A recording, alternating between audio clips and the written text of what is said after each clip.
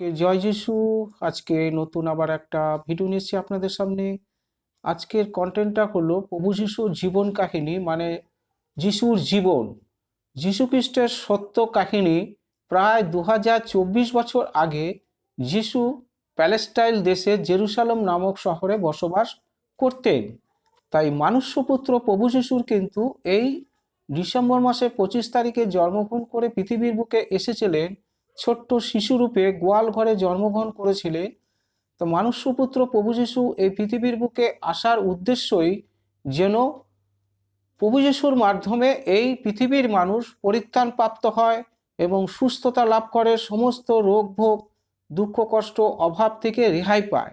এই জন্য স্বয়ং ঈশ্বর পবিত্র আত্মার মাধ্যমে এক কুমারী মেয়ের গর্ভে স্বয়ং প্রভু যিশুকে জন্ম দিয়ে পৃথিবীর বুকে পাঠিয়েছিলেন।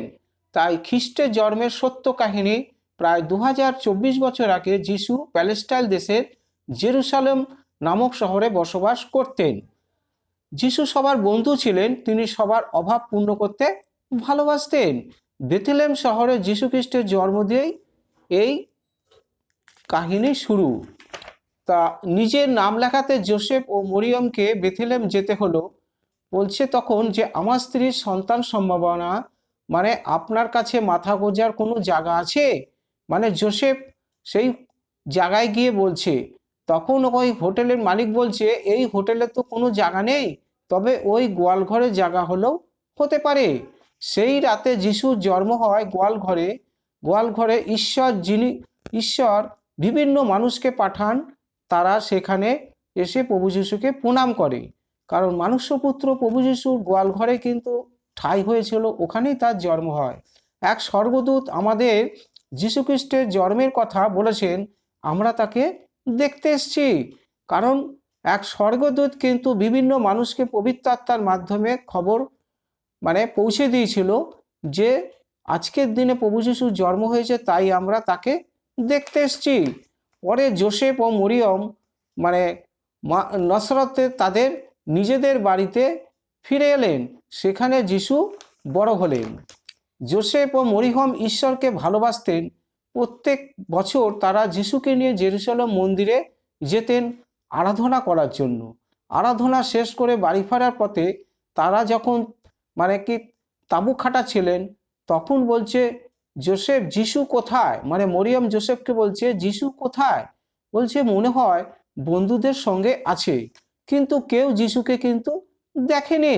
তাই যোসেফ মরিয়ম জেরুসালেমে ফিরে এলেন। তারা হোটেলে রাস্তায় যিশুকে খুঁজলেন, খুঁজে পাওয়া যাচ্ছে না। শেষে তারা জেরুসালেমে মন্দিরে গেলেন। তখন যিশু, তোমাকে আমরা কত জায়গায় খুঁজেছি, মা বলছি যে যিশু তোমাকে আমরা কত জায়গায় খুঁজেছি, কিন্তু তুমি কি জানো না মা, আমাকে ঈশ্বরের ঘরে থাকতে হবে।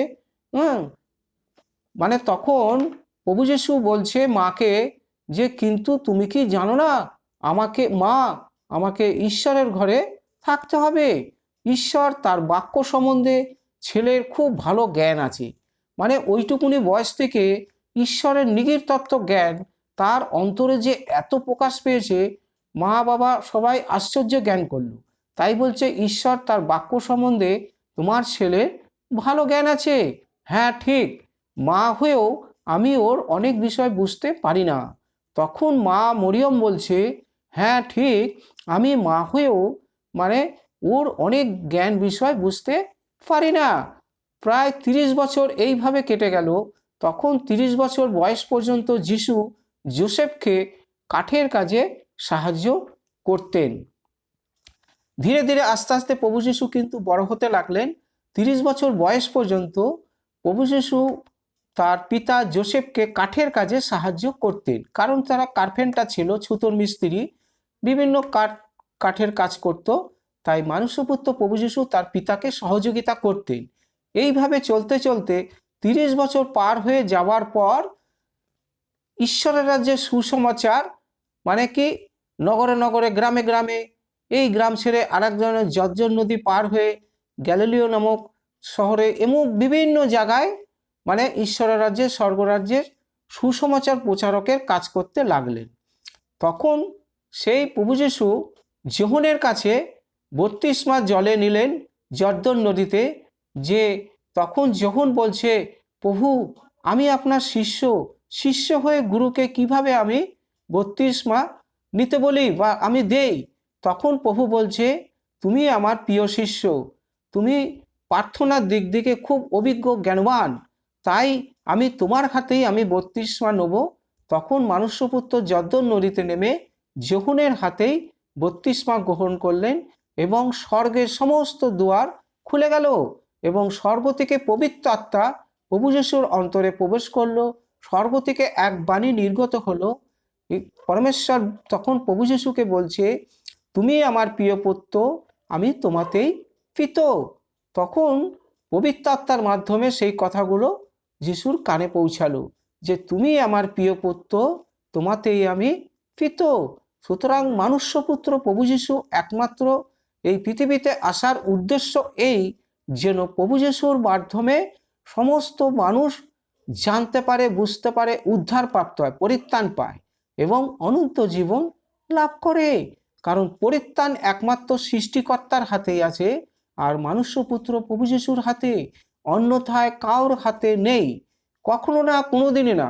আপনি বিভিন্ন দেবদেবতা প্রতিমার কাছে, ঠাকুর দেবতার কাছে, গুরুর কাছে দীক্ষা শিক্ষা নেন না কেন, একবার প্রভু যিশুকে প্রভু বলে ডেকেই দেখুন আপনি পরিত্রাণ পান কিনা, উদ্ধার পান কিনা, আপনার রোগ ব্যাধি হাত থেকে উদ্ধার হয় কিনা, আপনার মনের কামনা বাসনা ইচ্ছা কি আছে সকল কিছু পরিপূর্ণ হয় কিনা।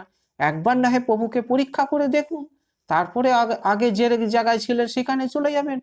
তাই প্রভু যিশু এই 2025 সালে, মানে এই 25শে ডিসেম্বর, এই 25শে ডিসেম্বরটা সারা পৃথিবীময় উৎসব পালন করে মনুষ্যপুত্র প্রভু যিশুর জন্মদিন উপলক্ষে। হালেলুয়া। তাহলে আজকের কন্টেন্টটা এই পর্যন্ত। ভিডিওটা যদি একটু হলেও ভালো লাগে একটা সাবস্ক্রাইব দিয়ে রাখবেন, কারণ এর থেকে ভালো ভালো ভিডিও কিন্তু সবার আগে আপনাদের কাছে পৌঁছাবে। আর প্রভুর কাছে প্রার্থনা করি আপনারা সদা সর্বদা ভালো থাকুন, সুস্থ থাকুন, আপনাদের সংসারে সুখ শান্তি, অভাব অনটন, দুঃখ কষ্ট, রোগ ব্যাধি থেকে যেন প্রভু আপনাদেরকে ছুটকারা করে দেয়। আমি প্রভু যিশুর নামে প্রার্থনা করি। ধন্যবাদ প্রভু, ধন্যবাদ প্রভু, ধন্যবাদ। জয় হোক প্রভু, জয় হোক।